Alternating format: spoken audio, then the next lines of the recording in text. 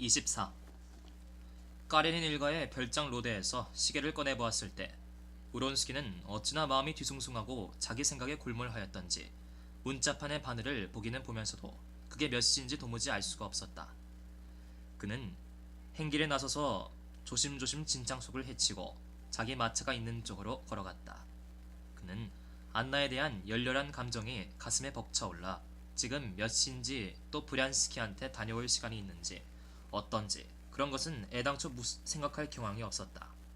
흔히 있는 일이지만 그에게는 오직 무슨 일을 한 다음에는 또 무슨 일을 하기로 되어 있었다는 것을 가르쳐주는 비스듬한 그늘에서 마부대에 앉아 끄덕끄덕 졸고 있는 자기 마부 곁으로 가서 땀에 젖은 말들의 머리 위에 맴돌이치는 모깃대를 한참 동안 멀거니 바라보더니 이윽고 마부를 깨워가지고 마차에 뛰어올라 브란스키의 집으로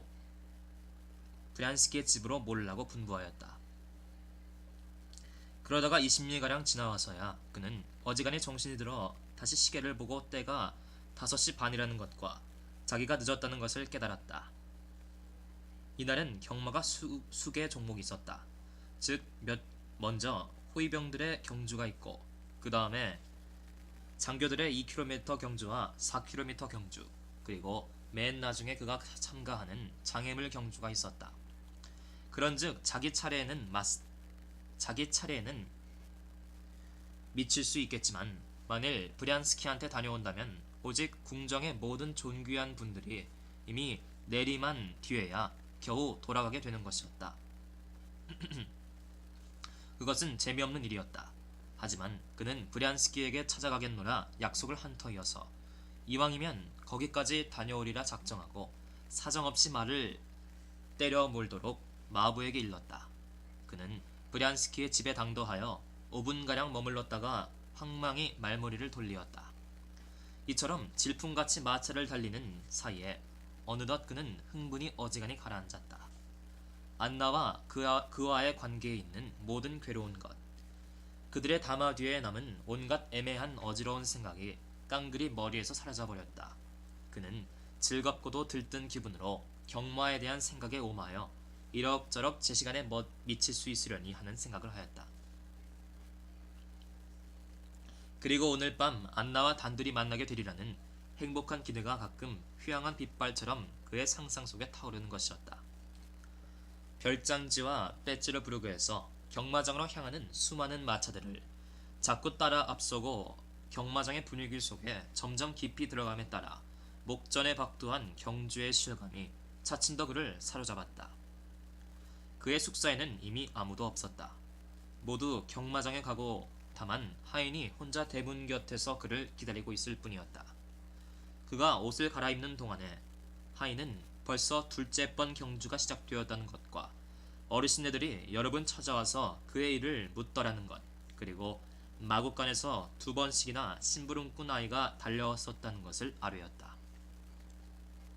천천히 옷을 갈아입고 나서 그는 평소에 바삐 서두르거나 자제력을 잃거나 하는 일이 전혀 없었다. 우론스키는 바라크로 마차를 몰도록 분부하였다. 바라크에서는 이미 경마장을 둘러싸고 인산인해를 이룬 마차, 보행자, 병사들의 물결과 사람들이 욱실거리는 천막들이 바라다 보였다. 그가 바라크로 막 들어가려는데 땡땡 종소리가 울렸다. 아마 둘째 번 경주가 진행 중인 모양이었다. 마곡간으로 가는 길에 그는 발이 새하얀 밤색말인 마호친의 글라지아 또르를 만났다. 그 말은 오렌지색에 남색에 어울린 말옷을 입고 남색으로 선을 단 굉장히 커 보이는 귀를 축 늘어뜨린 채 경마장으로 끌려가는 길이었다. 꼬르드는 어디 있나? 하고 그는 마부에게 물었다. 마곡간에 있습니다. 안장을 얹고 있어와요. 활짝 문이 열린 우리 안에서 푸르푸르는 이미 안장이 다 얹혀 있었다. 방금 그 말을 끌어내려고 하는 참이었다. 내가 늦지 않았소. alright, 괜찮습니다. 하고 영국인은 대꾸하였다. 흥분하지 마십시오. 우론스키는 부르르 전신을 떨고 있는 자기 말의 아름답고도 사랑스러운 모습을 다시 한번 훑어보고 나서 간신히 그 늠름한 자태에서 눈을 떼고 바라크를 나섰다. 그는 무사람들의 눈을 피하는 데는 제일 유리한 때에 천막 곁에 다다랐다. 방금 2km 경주가 끝나려는 판이어서 모든 사람들의 시선은 죽기 내기로 말을 몰아 결승점으로 달려오는 근위 기병과 조금 뒤떨어진 경기병 쪽으로 쏠려 있던 것이다.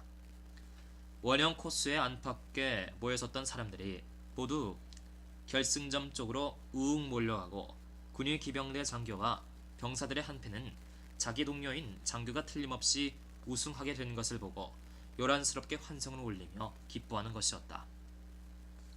우론스키가 남들의 눈에 띄지 않게 슬그머니 군중 속을 헤집고 한복판에 들어서자 거의 동시에 경주가 끝나는 종소리가 울렸다.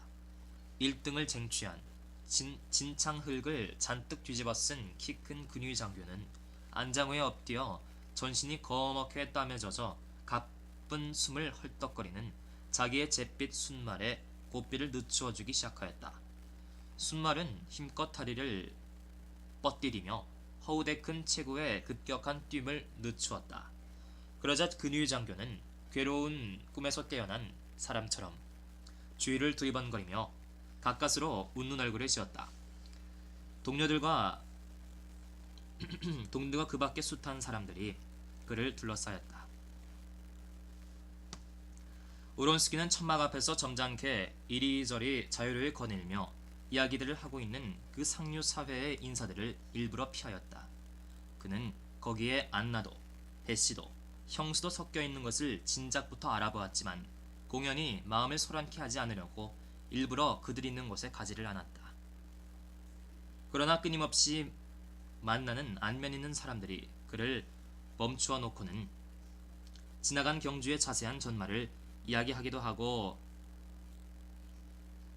어째서 늦었느냐고 까닭을 캐어 묻기도 하는 것이었다.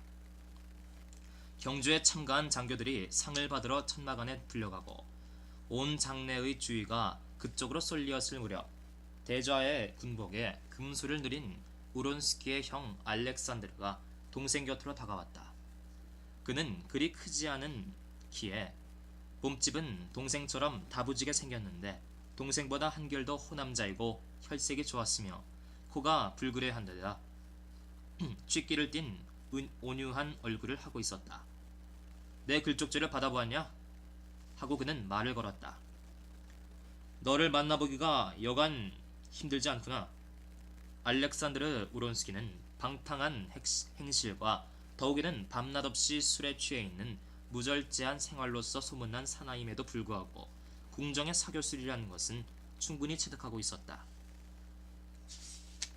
그는 지금도 동생을 만나 그에게 있어 극히 불쾌한 문제에 대하여 이야기를 하면서도 여러 사람들의 시선이 자기들한테로 쏠릴 수 있다는 것을 짐작하고 마치 무슨 하찮은 일을 가지고 동생과 롱짓거리를 하는 것처럼 싱글싱글 웃는 얼굴을 지어 보이는 것이었다.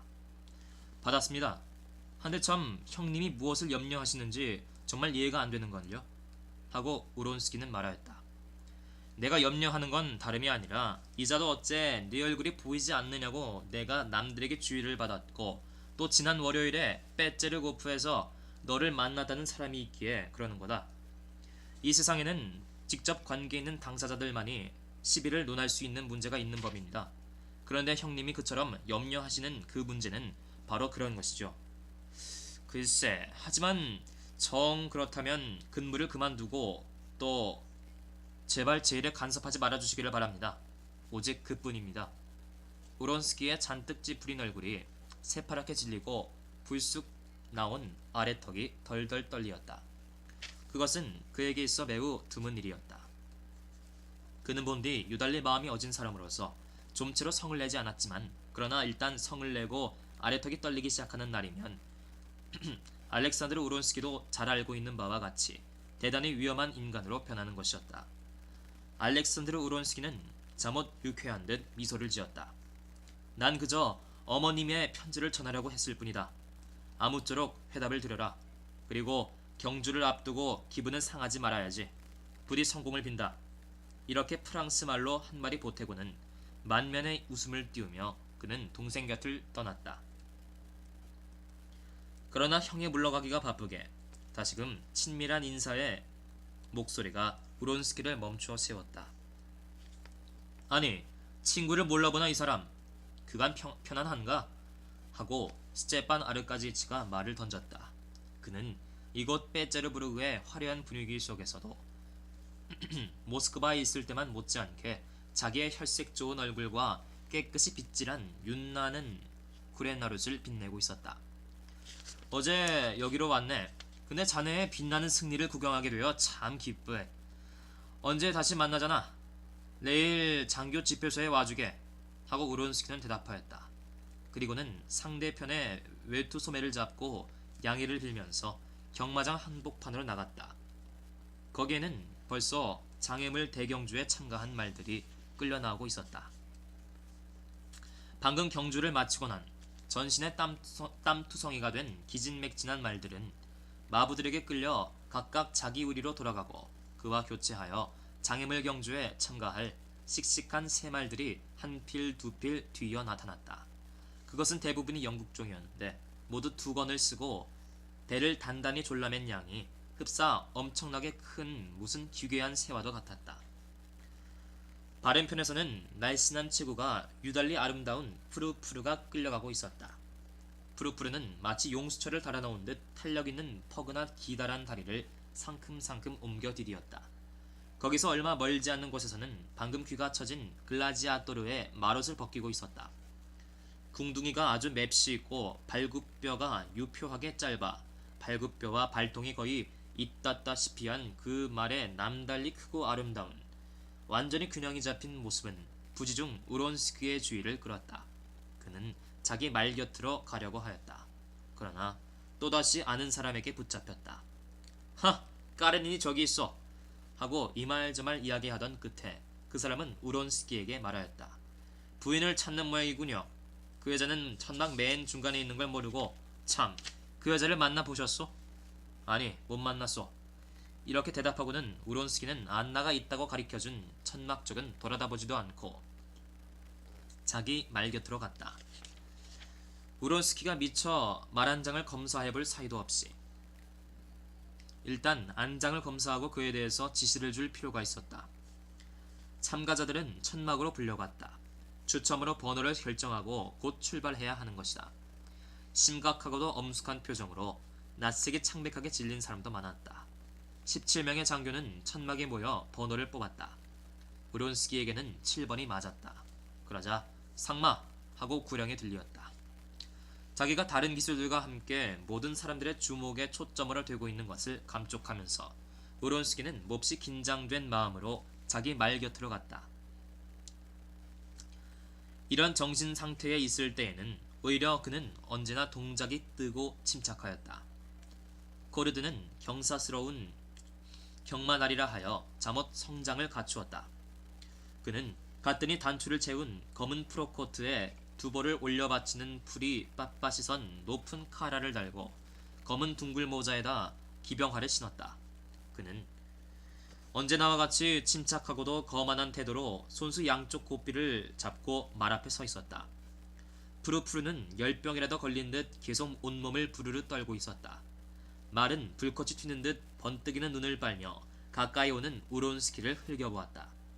우론스키는 배때 끈 밑에 손가락을 질러보았다.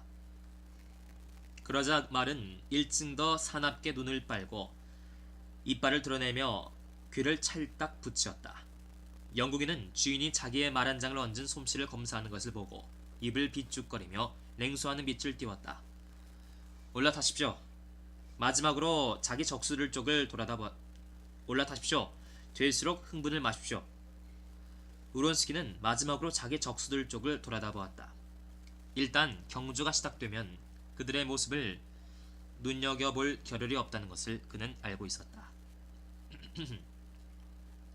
두 사람은 벌써 말에 올라 출발점으로 지정된 장소를 향하여 가고 있었다. 우론스키의 친우이자 위험한 적수의 한 사람인 갈리쥐는 주인을 태우지 않으려고 기승을 부리는 밤색 순말의 주위를 빙빙 돌며 애를 태우고 있었다. 좁다란 승마바지를 입은 최소한 경기병 장교는 영국인들의 본을 따려고 고양이처럼 말잔등에 허리를 굽히고 구보로 말을 달리었다. 꾸조블레브 공작은 나치 백지장같이 되어 그라봅스키 양마장의 소산인 순혈종의 앞말을 타고 있는데 영국인 훈련사가 굴레 밑을 잡고 말을 끌어갔다. 우론스키와 그의 동료들은 꾸조블레브를 잘 알고 있었으며 그가 남달리 신경이 약하고 무섭게 자부심이 강한 인간이라는 것을 알고 있었다. 그는 매사에 겁이 많고 군말을 타는 것조차 겁나하는 위인이면서도 이번에는 바로 그것이 무서운 일이었기 때문에 사람들이 목이 부러지고 맥의 장애물 곁에 의사와 십자 표식을 단 병원의 유괴마차와 간호부가 대기하고 있는 경주였기 때문에 자기도 한번 출장해볼 결심을 냈다는 것을 그들은 잘 알고 있었다. 우론스키는 그와 눈이 마주치자 부드러운 얼굴로 장하다는 듯 눈짓을 해보였다. 그가 아직 보지 못한 것은 그의 제일 무서운 적수 글라지아 또르를 탄 마호찐 한 사람뿐이었다. 덤비지 마십시오 하고 꼬르드는 우론스키에게 말하였다. 그리고 한 가지 명심해 두실 것은 장애물 앞에 가시거든 말을 억제하거나 내몰거나 하지 마시고 그놈이 하는 대로 내맡겨 두십시오. 좋소 하고 고삐를 받아주며 우론스키는 대꾸하였다. 될 수만 있다면 선두에 서십시오. 하지만 만약 뒤떨어지신다 해도 최후의 순간까지 결코 실망하시지 마십시오. 말이 움직할 사이도 없이 우론스키는 날래고도 억생 동작으로 톱날처럼 생긴 강철 등자에 발을 걸고 가벼이 몸을 숙이며 삐걱거리는 가죽안장 위에 단단히 몸을 실었다. 바른 발로 등자를 찾아 꿰자 그는 익숙한 솜씨로 두 줄로 된 곱비를 손가락 사이에 끼고 기장을 맞추었다. 그러자 코르드는 손을 놓았다. 푸르푸르는 마치 어느 쪽 발부터 먼저 내디뎌야 할지 몰라 하는 듯 기다란 목으로 곱비를 낚고채고 자기의 탄력 있는 잔등으로 주인을 대구 흔들어대면서 용수철을 단 기계처럼 성큰 걸음을 떼었다. 코르드는 걸음을 재촉하여 그 뒤를 따랐다. 잔뜩 흥분한 말은 주인을 속여보려고 이쪽 저쪽으로 자꾸만 곱비를 잡아채었다. 그래, 우론스키는 말을 진정시키려고 소리도 질러보고 손짓도 해보았지만 아무런 보람도 없었다. 그들은 이미 출발점으로 지정된 장소를 향하여 제방을 쌓은 강가로 가고 있었다. 많은 기수들은 앞에서 가고 있었고 또 뒤에서 오는 사람들도 여럿이었다. 그런데 갑자기 우론스키는 등 뒤에서 진창길을 급보로 달려오는 말발굽 소리를 들었다. 그러더니 다리가 새하얗고 귀가 축 처진 글라지아 또르를 탄 마호찐이 그를 휙 따라 앞섰다. 마호찐은 기다란 이빨을 드러내 보이며 싱긋 웃었다. 그러나 우론스키는 성난 얼굴로 그를 노려다보았다. 그는 워낙 마호찐이란 사나이를 좋아하지 않는 데다가 이제 와서는 그 사나이를 가장 위험한 적수로 치부하고 있는 터였다. 그런데다가 지금은 질풍같이 자기 곁을 달려가면서 이쪽 말이 성을 낸 것이 몹시 언짢았다. 푸르푸르는 왼쪽 다리를 쳐들고 급보로 달리려고 두어 번 공글라 뛰더니 곱비를 늦추어 주지 않는데 화를 내며 란조의 속보로 넘어가 주인을 대고 올리던지었다.